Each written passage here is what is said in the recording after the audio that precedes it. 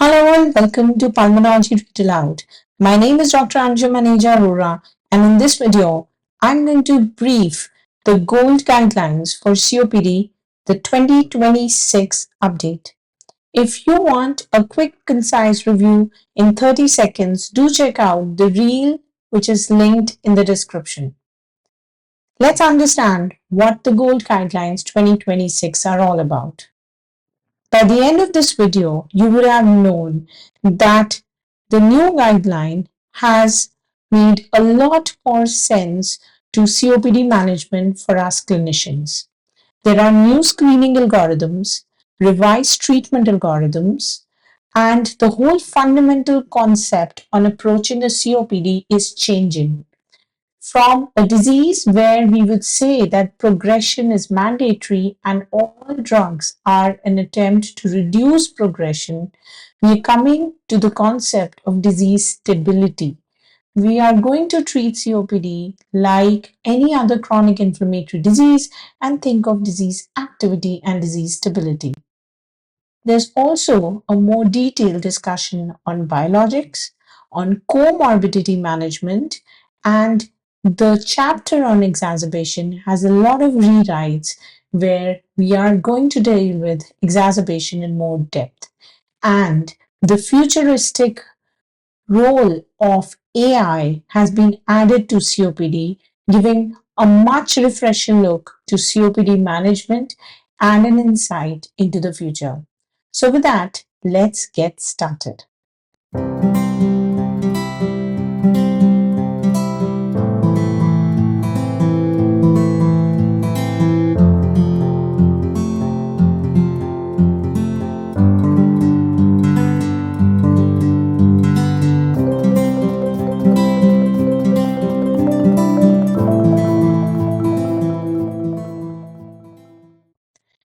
Let's start by talking about COPD screening. So, the first update that this guideline brings us about the burden of COPD. They've acknowledged that COPD, which is the third leading cause of death globally, is rising and progressing. The prevalence of COPD is increasing, and as per a paper published in Lancet, this is going to be higher in lower and medium income countries and is also high in females. They've given this new figure where they've mentioned how the various studies have shown a rising prevalence and rising number of cases, and it's projected that by 2050 there'll be around 600 million people suffering from COPD. So there's a huge burden of disease which is often ignored. The reasons for this have also been evaluated, and the new guideline statement has a separate figure on what factors may be associated with underdiagnosis of COPD. They think that this is important because they believe that until we know these factors, we will not be working towards finding more and more COPD patients. So the causes have been enumerated to be patient-related factors where they are not recognizing their own symptoms and they are adapting to their symptoms. It's also healthcare related because they acknowledge that the accessibility to healthcare is not uniform globally, and even the healthcare providers are still not adequately trained. They also give us a solution in the form of this figure where they give us an algorithm for case finding. Now, what is important here is that they've talked about two different pathways. One, case finding in targeted individuals, and two, about individuals at risk. They mention that case finding and screening are not the same here. When you talk about targeted individuals, you're looking for patients who are undergoing any other examination wherein you find a relation with COPD and you are targeting these individuals for definitive testing using spirometry. Say a patient in a lung cancer cohort where you want to also establish whether he has COPD. Amongst the patients who are at risk, the patients with smoking or prematurity or biomass exposure or any genetic factor or any of the various nomenclatures of COPD that was presented in the 2025 paper, amongst any of those individuals at risk, you would first go ahead ideally with any pre-test screening questionnaire, of which many have been suggested by the paper, and then they will undergo a positive screening test like spirometry. And for those who have a pre-bronchodilator value, which is suggestive of COPD, the confirmation has to be done post-bronchodilator. Ultimately, what they've stressed is on active case finding and not passive case finding. Look out for COPD in all those who are at risk is the motto of this statement of this guideline paper. Coming to management, which is very important for us. Now, there are a lot of changes in management strategies with clearly better algorithms added this year. First of all, they've emphasized that while COPD diagnosis continues to be spirometric confirmation and establishment of the ratio below zero point 0.7, which again they've used as the cutoff and not the lower limit of normal because they believe that it is easier to accept uniformly and globally. They also mention that in certain cases, such as extremes of age, you may preferably use the lower limit of normal. Thus, this controversy of low limit of normal versus fixed cutoff has been clearly explained. But they've also mentioned that we should not just stop at the spirometry. Assessment of the severity of airflow obstruction is one part of assessing your COPD. You also have to look at his symptoms because you need to ascertain his CAT scores. You have to look at the history of exacerbations because here there's a major twist that has been added. You have to look at blood eosinophil counts because biologics are the future of COPD, and you have to look at a multi-morbidity assessment rather than just isolate yourself to the lung. So, by the gold grades of severity and diagnosis of COPD, with the ratio less than zero point 0.7 being confirmatory for COPD, continue to be the same. The CAT assessment, the MRC scale, and the concept of ABE assessment tool continues to be same, but there is one important change in it, which I'm going to tell in the coming slides. They want to emphasize that the ratio will stay the same, just like you have the same cutoff in assessing hypertension. But they agree that there could be an underdiagnosis in young people and an overdiagnosis in elderly. So that is the time where you would be looking at low limits. They also acknowledge that obstruction is not only a part of COPD. So you have to consider the clinical scenario. You have to look at the patient's history. Amongst the treatment, a newer algorithm has been added. This algorithm talks about assessing whether the patient is a COPD therapy naive patient or one who's receiving therapy for the first time versus he is a follow-up patient.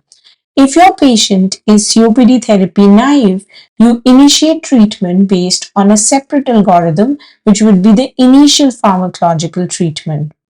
And if your patient has already been on COPD, then the algorithm changes to the one of follow-up pharmacological treatment. This makes things a little simpler because it helps us understand that on follow-up, what are the factors that we have to look into before we escalate our patient. Now, what has really made a change is the way that this new guideline paper asks you to be more aggressive in managing COPD.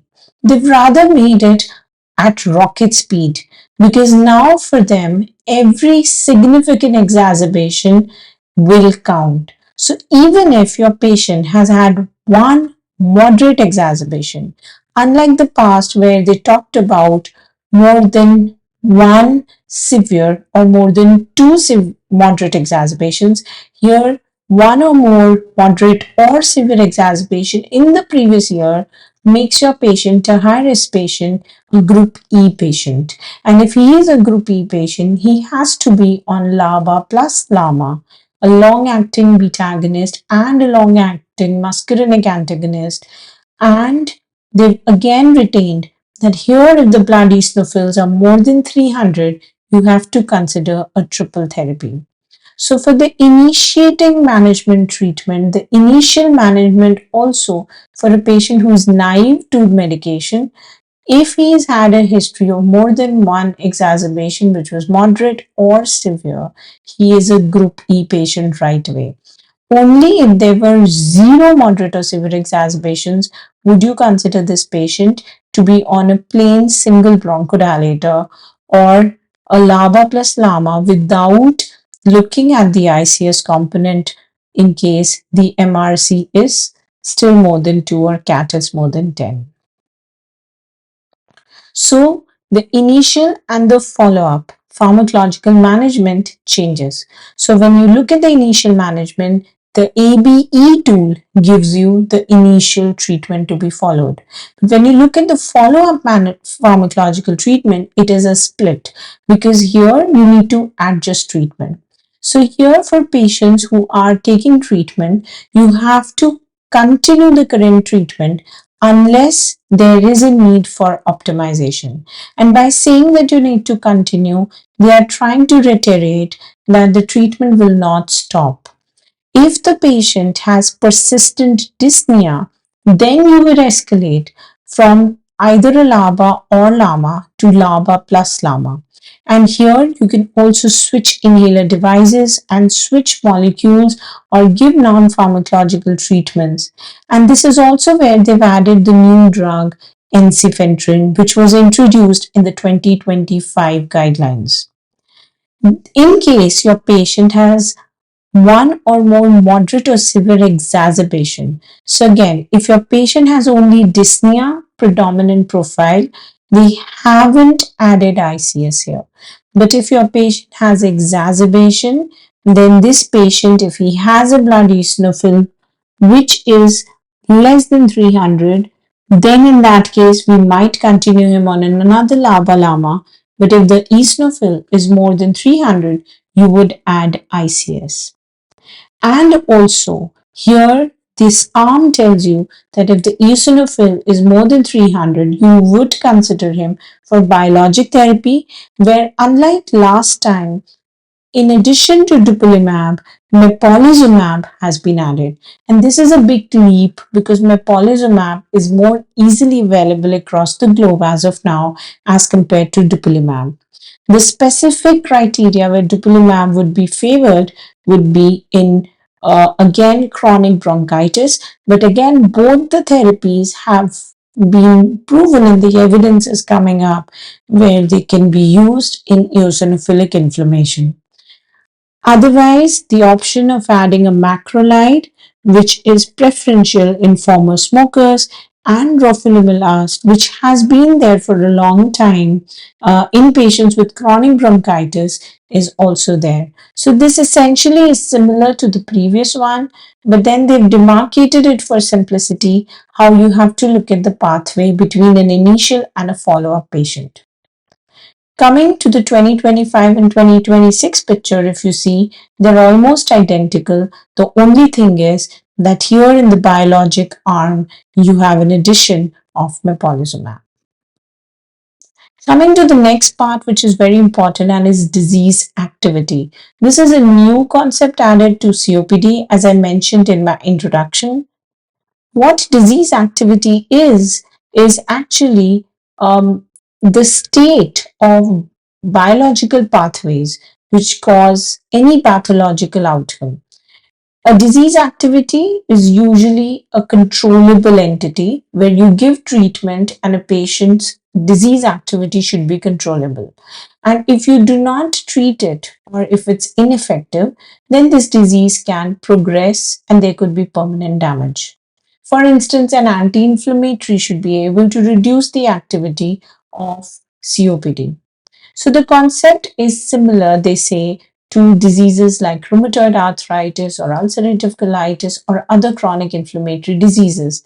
And by adding this, what they've also done is they've brought in biologicals, they brought in biomarkers, because it's important to assess the activity of the disease by doing certain biomarkers, and eosinophil is a very good candidate. But they have mentioned in the guideline that it's still not validated, so you have to use certain other clinical biomarkers. So, what are those biomarkers? So, firstly, to understand the activity of the disease, you can use certain indicators. These indicators will be exacerbations, the worsening of symptoms, or the worsening of lung function. So, any loss of lung function, which is more than the anticipated loss for the patient's age, will be counted as worsening. And if any of this is happening, since we don't have biomarker validated, we will say that the disease is active. So a low disease activity COPD would be the one where there are no exacerbations, no symptom worsening, and no lung function decline. And a disease which is stable or disease which is controlled will have this low disease activity. So disease control may be a little bit difficult in patients which have a later stage of COPD because of so much of structural damage, and in those cases you may need pharmacological and non-pharmacological interventions. But what they want to stress is the GOLD report mentions that you have to target disease activity at earlier stages of the natural history of COPD, and that is how you will minimize progression of disease and structural damage. So essentially, they mean to say that target the disease activity as early as possible, and that's the bottom line. So the new terminology is that if the disease is stable, then the activity is low, the exacerbations are not there, and there's no worsening. Disease control will be a low disease activity state where there will be no exacerbations, no worsening, and it will have a low impact on patient defined as symptoms below a threshold value. So we want disease stability and we want disease control. Coming to the addition of biologics. As I mentioned, dupilumab was introduced in the previous versions of GOLD guideline, but this time mepolizumab is in addition. So they have given evidence this time for supporting the use of biologics in treatment of COPD. And they have mentioned 2 trials related to dupilumab and 3 trials related to mepolizumab in COPD. Now, dupilumab, which is a fully human monoclonal antibody, we know blocks the shared receptor component of IL-4 and IL-13. So they have noted phase 3 double-blinded randomized trials in patients with COPD, mostly with chronic bronchitis, and history of 2 or more moderate or severe exacerbation, or 2 or more moderate and 1 or more severe exacerbation in a year, despite being on treatment with single inhaler triple therapy and with a blood eosinophil of 300.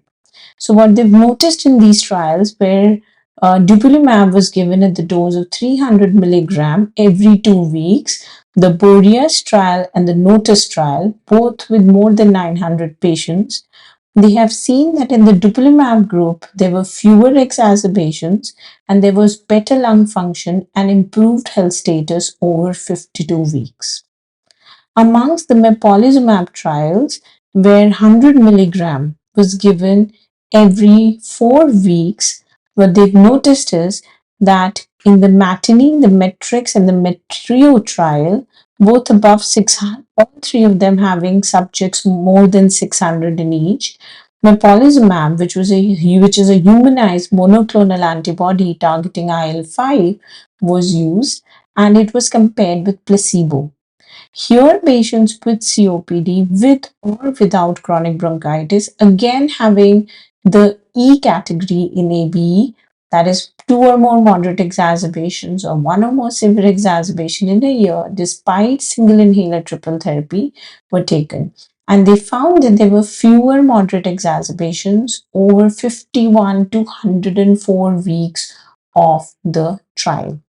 In the Metrex trial, they took two groups, one with blood eosinophils more than 150 and the other with blood eosinophil count more than 300 during the previous year.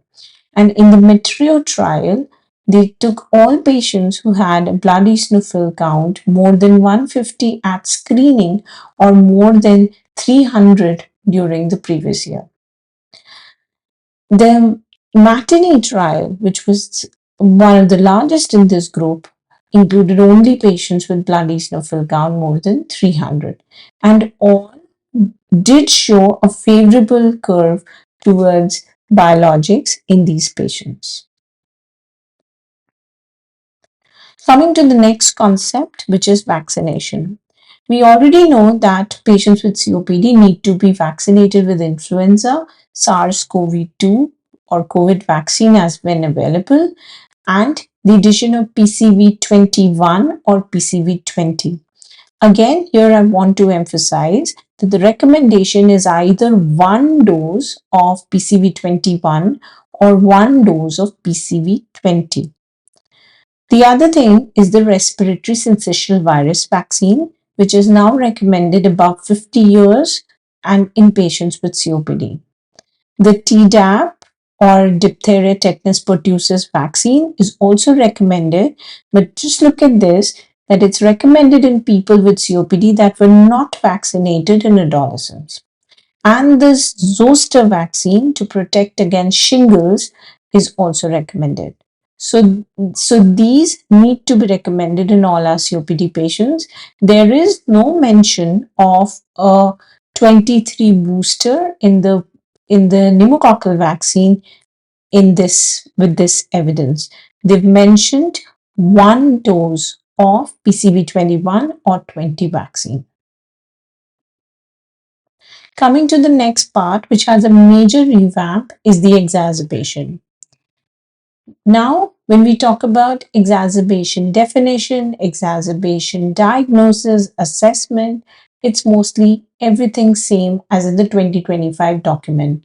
The same definition that an exacerbation is an acute event with symptom worsening over a few days, which is up to 14, and characterized by increased dyspnea, cough, and sputum, which may be accompanied by tachypnea or tachycardia, often associated with increased local and systemic inflammation caused by infection, pollution, or other insults. So this definition has been retained.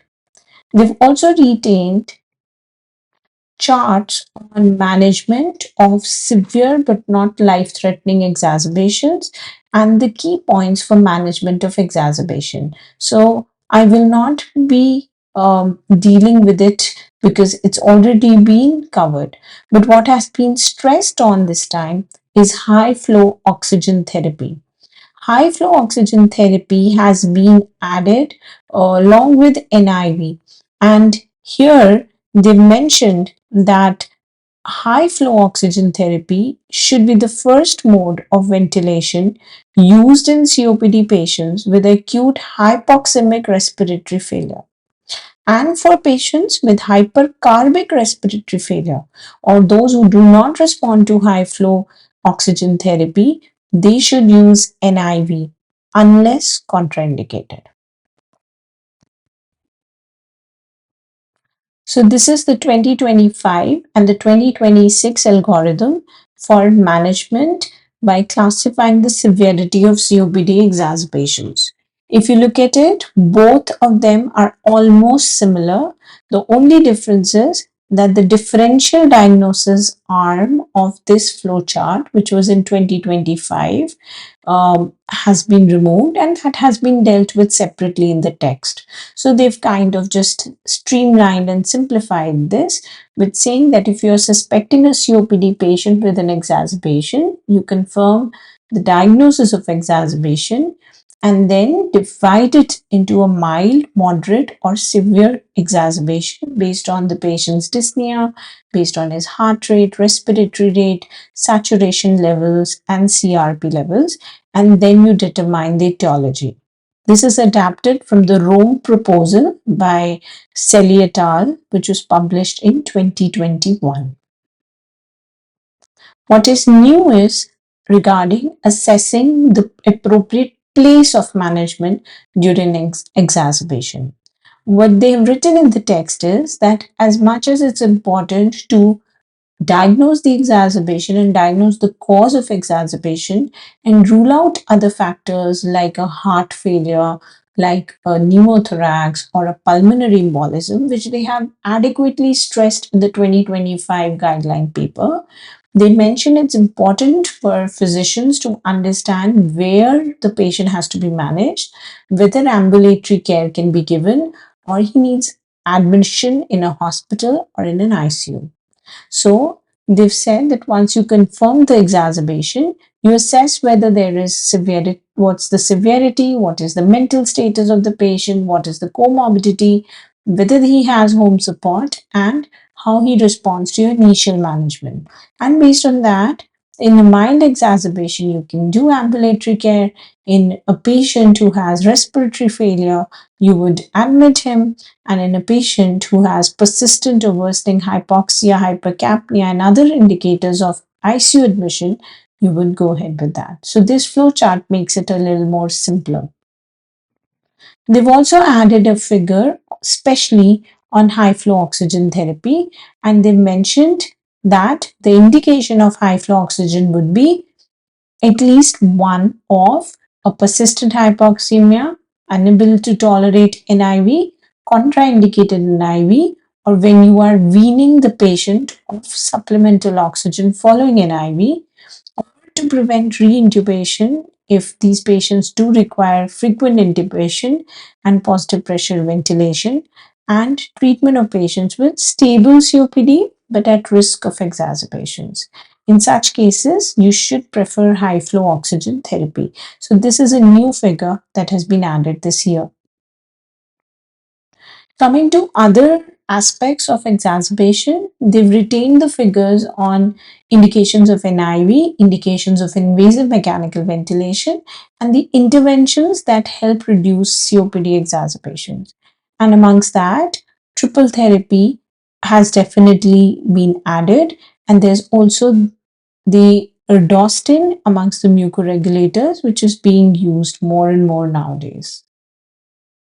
The discharge criteria and recommendation of follow up continues to be the same figure, where you would review all the data and then you would call your patient for a follow up between 1 to 4 weeks, where you're going to reassess the inhaler, reassess need of oxygen and his symptoms, and then you would ask him to come back in 3 to 4 months again.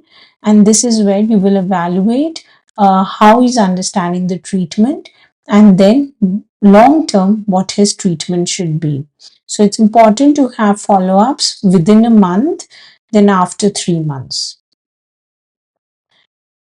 Coming to the other very, very important aspect, which is of comorbidities. This guideline has introduced the concept of multimorbidity. Multimorbidity means when a patient has more than two additional chronic medical conditions, and it recognizes that with COPD, a lot of patients have hypertension, ischemic heart disease, heart failure, atrial fibrillation, lung cancer, depression, anxiety, obesity, bronchiectasis, frailty, malnutrition, and so much more. So, since it's not possible to give specific recommendations of all of these conditions along with COPD, what they mentioned is the concept of syndemics. Syndemics means the link between COPD and its comorbidities. So, while some comorbidities may be isolatedly, independently existing in a patient, some may have this common pathobiologic pathway, or one of this comorbidity may be increasing the outcome of the other. So, a patient of COPD has to be managed as a whole. So, you need to manage both COPD and comorbidity at every encounter with your patient. And for that, they've given this figure entailing the four M's of COPD. Now, this 4Ms concept was introduced by the Institute of Healthcare Improvement. So, it was a proposed approach which was published by leading authors in COPD, including Dr. Agasti. And here, a person centered clinical approach was discussed in a recent paper in August 2025. So, what it says is that the 4Ms of an elderly COPD would be looking at the patient's mentation, establishing what the patient wants, screening him for depression, anxiety, and other problems that can interfere with treatment, looking at his medications, reviewing them, and establishing a plan. Looking at the other comorbidities, identifying and addressing their management, maybe referring to the right specialty for management, and also looking at patient's mobility, as in to keep the patient more active. So, this way, it's important to look at not only medications but mentation, mobility, and morbidities. Advancing this concept on the multiple morbidities specific to COPD, they've given a detailed review of how close to 50% of COPDs have hypertension. So, simple things like checking a patient for blood pressure at each visit could be very, very important. So, here they've given a mental cluster to look at depression and anxiety and other problems, a cardiovascular cluster because cardiac comorbidity is one of the largest comorbidity, also causing more mortality in COPD patients. The metabolic disease cluster, where we are looking at metabolic diseases like diabetes, obesity, and GERD. The respiratory cluster, where there could be other issues ongoing like COPD with asthma, COPD with lung cancer, overlap syndrome, and so on. And the multiple organ loss of tissue or mold, where we look at osteoporosis, sarcopenia, anemia, and renal failure. And a lot of times, this osteoporosis and sarcopenia goes undiagnosed, and the patient ends up having fractures, and which again affects the 4Ms or the mobility of the patient. So, if you look at a COPD, you think about these clusters: the mental, the respiratory, multiple organ, metabolic, and cardiovascular. And they've mentioned that when we talk about cardiovascular, it's very, very important to evaluate that as well. They mentioned how in a COPD, 20 to 30% patients will have heart failure. So it's very important to search proactively for it. And they've also detailed how both phenotypes of heart failure with reduced ejection fraction and heart failure with preserved ejection fraction, exist equally in COPDs, 10% each in a COPD patient, and how 40% of COPD patients, when they are on a mechanical ventilator, are found to have LV dysfunction. So, because it's a predictor of all cause mortality, it's important to address this. In the cardiovascular cluster, they've also asked us to be more mindful of arrhythmias because arrhythmias are very frequent in COPD patients and they are associated with not only a lower FEV1, but the data shows that a patient with atrial fibrillation and COPD will have more than twofold increase in all cause mortality and cardiovascular death compared with a patient with AF alone. So the message here is do a BP at each visit, do a ECG, don't forget doing it on and off, even if he doesn't have symptom. Check for pH, which again has always been a controversy where we know that diagnostic of pH in a COPD would be a right heart catheter and a mean pulmonary artery pressure of more than 20. But very categorically, the guideline mentions that you can use echo or a 2D echo to find out the probability of non-invasive elevated a non-invasive way of testing for cardiovascular morbidity and pulmonary hypertension. So here non-invasively an echo and an elevated pro-BNP and an increased ratio of the pulmonary artery diameter and aorta on a CT scan can give you a lot of clue about whether this patient may have PH. So again, the emphasis throughout the guideline is act early, target the patient, treat him as a whole, and not to forget these simple things when he walks to you. One of the revolutionary ways of managing it is in the initial multi-morbidity evaluation panel, this figure which has been given in the new guideline. According to this figure, what we do mostly is just the history, physical exam, medical check, maybe spirometry, X-ray, CT, lung volumes, and oxygen measurement. But we often forget that we need to check for their ECGs and their pro-BNPs time to time. We need to do a 6-minute walk. We need to do a DEXA scan. We need to also assess the patient's sarcopenia. We need to check for endocrine problems and metabolic problems, including diabetes, renal, and liver diseases. We have to go ahead and check for the dyspnea scale, the CAT score, and the stop bang or Epworth scale and assess for their sleep quality. And we also have to look at their mental status by doing something as simple as a mini mental state examination or an anxiety scale. Once we do that, we are managing our patient as a whole. They've given potential complementary approaches for a follow-up patient. So again, this multi-morbidity evaluation panel has to be repeated every year.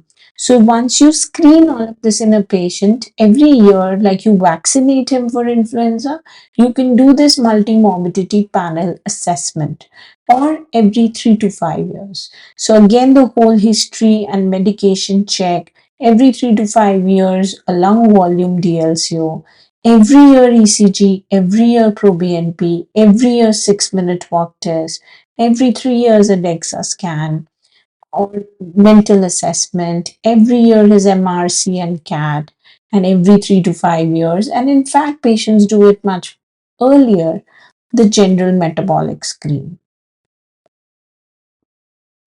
So with that, I come to the last part of the COPD guideline update, which is artificial intelligence. And artificial intelligence in COPD has been documented to be a good aid to deal with underdiagnosis, misdiagnosis, late diagnosis, and to help get more alternatives to a spirometry.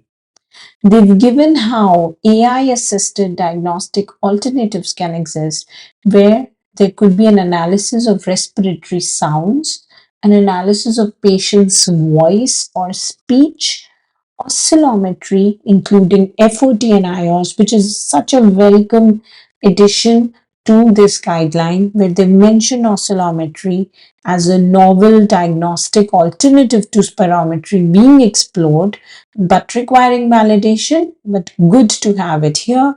Motion sensors, eNOS signals, or VOC signals, and a photoplethysmography. They may be the future of diagnosing COPD. They've also given that AI helps you to look at the potential risks and mitigate them, like the risk of misdiagnosis because of human oversight, like the risk of poor data quality when the person doing the test is not trained, or technical limitations by using interpretable models, or unclear accountability could be changed to clearly liable frameworks. And they've encouraged us to imagine imaging biomarkers, biologic biomarkers, remote patient monitoring, telemedicine, helping AI in prognosticating your patient, and helping AI to triage your patient. So, definitely, the future of COPD is much more bright, and this guideline has given a lot of hope that it's going to be a better management even for our COPD patients. Coming to the last bit, which has been included in appendix, they've included a lot of content from the main guideline to appendix, which includes the medications in COPD. And while essentially most of it is same, I just want to draw your attention to the triple combination in one device, which is here. So they have included three combinations: vilantrol, fluticasone, and imidaclidine, formoterol, glycopyrronium, and beclomethasone, as well as formoterol, budesonide, and glycopyrronium in the SIT um, medications. They've also included ensifentrine in the PD3, PD4 inhibitor list, erdostin in the mucolytic list, which was there last year too, and mepolizumab in the biologics list.